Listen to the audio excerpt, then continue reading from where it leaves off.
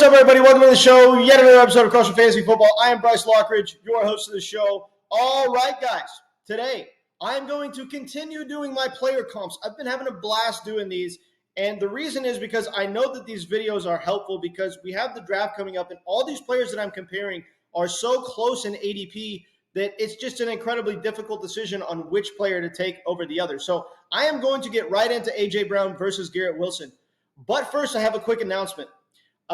We are starting a subscriber league for this channel. If you haven't heard about this yet, I've got the link to the subscriber league in the description below. We only have 3 spots left in the league, so it's going to fill very fast.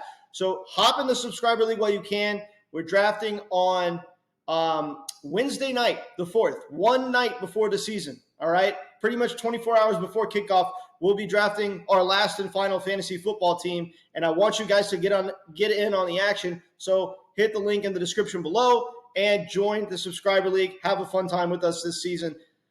Let's go. All right, so I am going to start right here with the first player on my list, and that is Garrett Wilson.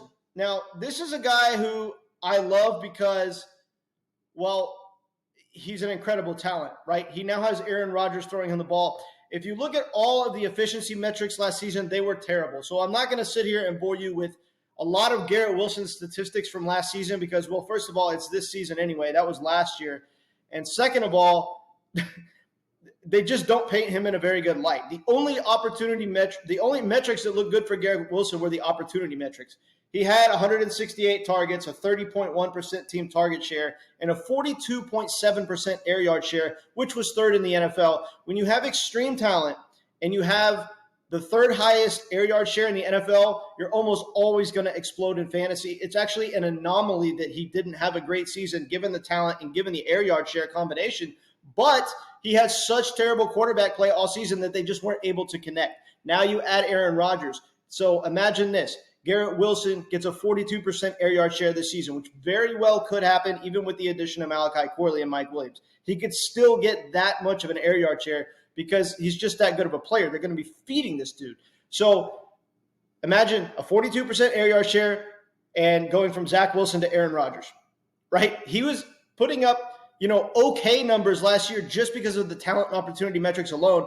Now you have the talent, you have the opportunity, and you have the elite quarterback. This dude is primed to explode. I've been talking Garrett Wilson up all offseason. Now, my only worry with Garrett Wilson, is that they signed Davante Adams at some point. If they sign Davante Adams at some point, it's going to severely hinder Garrett Wilson's upside. So when you are drafting him, you need to keep this in mind that there is some risk with Davante Adams coming over. But when it comes to a player this good, I just don't want to let that scare me away because he has serious upside this season.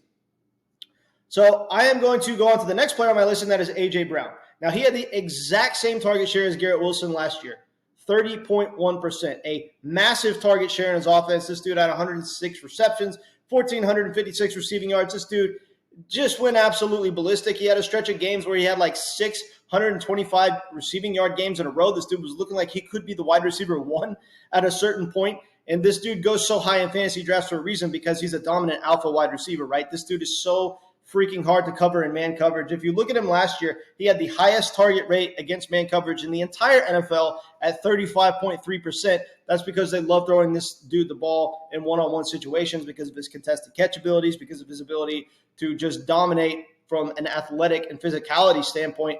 And not only that, but this dude could run after the catch because of that set athleticism. This dude is an absolute monster. And if you look at the Eagles' offense, Saquon Barkley is going to improve this offense exponentially. I mean, how is anyone going to stop this run game? When you have the threat of Jalen Hurts in the backfield, when you have a very, very good offensive line, even without Jason Kelsey, when you have an elite rusher and pass-catching back like Saquon, how do you account for all those weapons in the backfield? This team is going to be moving the ball at will. We know that we want to draft good players and good offenses. A.J. Brown is a great player and what's going to be one of the best offenses in the NFL, in my opinion. In fact, I think they have a very good shot to be the next best offense in the NFL besides the 49ers.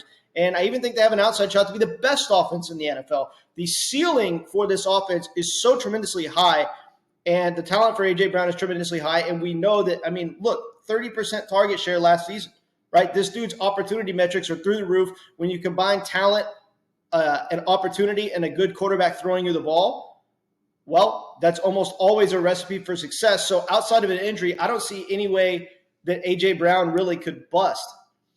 Now, between these two players, I'm going to take a slight gamble on the Davante Adams potential coming over to the Jets and say to draft Garrett Wilson.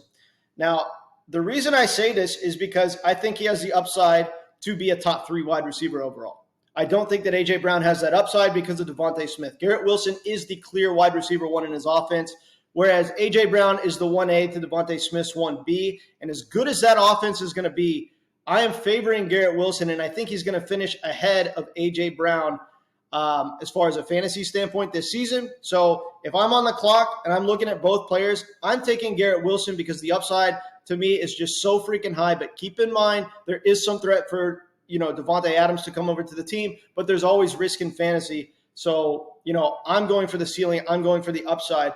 But if you want to take the safe route and take A.J. Brown because you know that he's at least going to be the 1A in his offense all year and he doesn't have to worry about Davante Adams coming over, well, I totally understand that. This one is very, very close between the two players. But at the end of the day, I am slightly leaning Garrett Wilson. All right. Appreciate it, guys. Remember, join the subscriber league, join the Patreon, join the movement. Let's go.